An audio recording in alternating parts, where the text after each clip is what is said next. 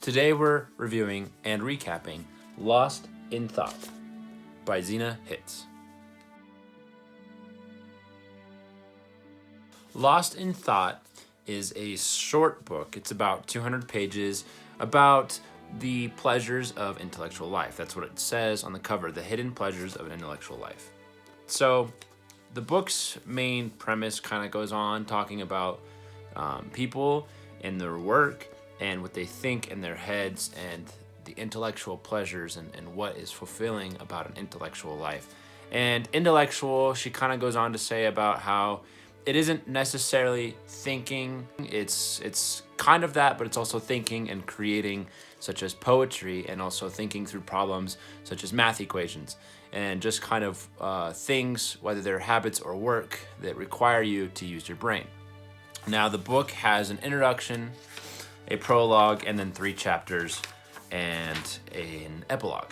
So the prologue is called How Washing Dishes Restored My Intellectual Life. And just real basic, it's kind of basically how doing something mundane, such as washing dishes or cleaning, is really just, it's mundane. And you can use it as a form of meditation, or you can use it as a form to explore your intellectual inner being.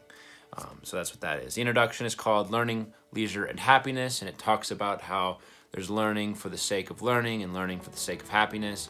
There's also goes on to talk about in later chapters, there is thinking for the sake of achieving a goal, and then there's thinking just to think, and kind of dives deeper into that. So chapter 1, A Refuge from the World. And so it kind of starts, the book starts really here and talks about how intellectual thoughts can't really happen unless you have a place to go from the world. And she says kind of, a janitor's closet or your bedroom or a library or somewhere where you can kind of get away and perform your thinking. However, she also says that thinking itself is your refuge from the world. Because when you do so, when you think in a deep thinking way, you are not engaged with the world around you. You're kind of disassociated. So it's a refuge from the world. And you need a combination of both the physical and the mental refuge in order to engage in some higher level thinking. Here's a quote from the book. An inner life is fed not just in privacy, solitude, and silence, but also by a preoccupation with some object or other. Reading novels or philosophy cultivates the inner life of a person just as would a burning interest in geometric patterns or enchantment with lives of birds. So doing something like this helps engage that stimulate that inner thought. Chapter 2, Learning, Lost, and Found, kind of talks about how there are typical abuses of the intellect, outside things that kind of suppress your intellect, and there are ways that the love of learning, your fire for that learning, will overcome so. And that way is ambition, self-deception, or ways of using the mind to create soothing and exciting spectacles. So she talks about how discipline is involved in the necessary process of using higher thoughts, of thinking, because it does require some discipline in order to stay focused. And then there's also the ability to use your mind's eye and imagine the world of which you're trying to create. It is not difficult to see ourselves through the lens of clouds.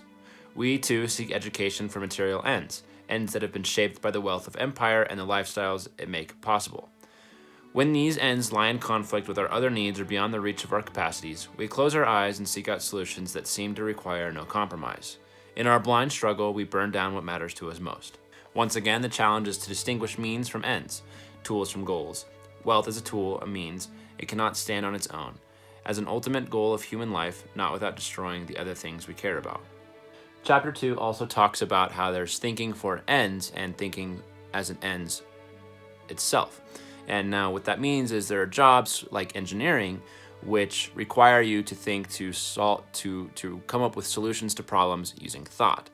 And then there are other jobs, and maybe not even necessarily jobs, but habits where you just think to think for think's sake, such as the case is writing poetry or solving your own geometrical equations just to stimulate yourself or enjoy the process of doing so, or recognizing the patterns of geometric shapes, or any other kind of thinking that goes on.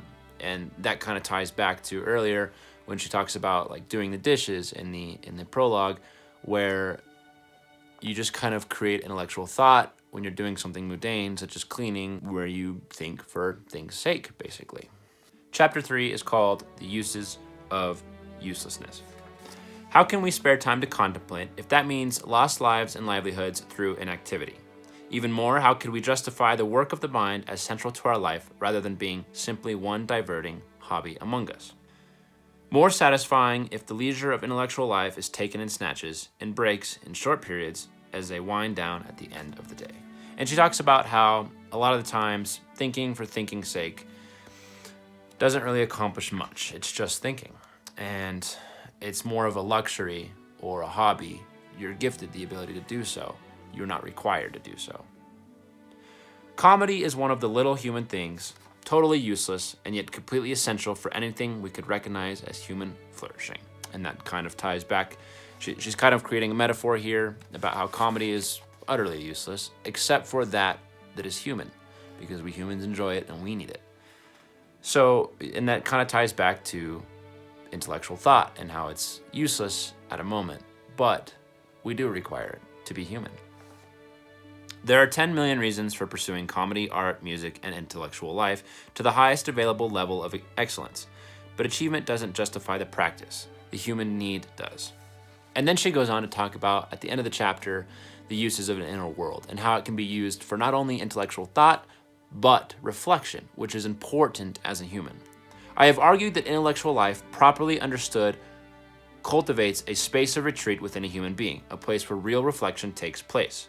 From the space of retreat emerges poetry, mathematics, and distilled wisdom articulated in words or manifested silently in action. And then there's the epilogue, the everyday intellect. And it's very short, 4 pages long.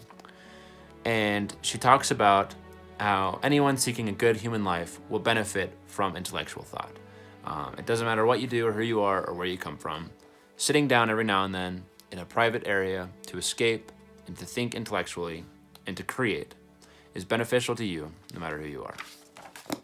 That is Lost in Thought, and I rate this book out of 7, 4 in the perfect middle, probably a 5.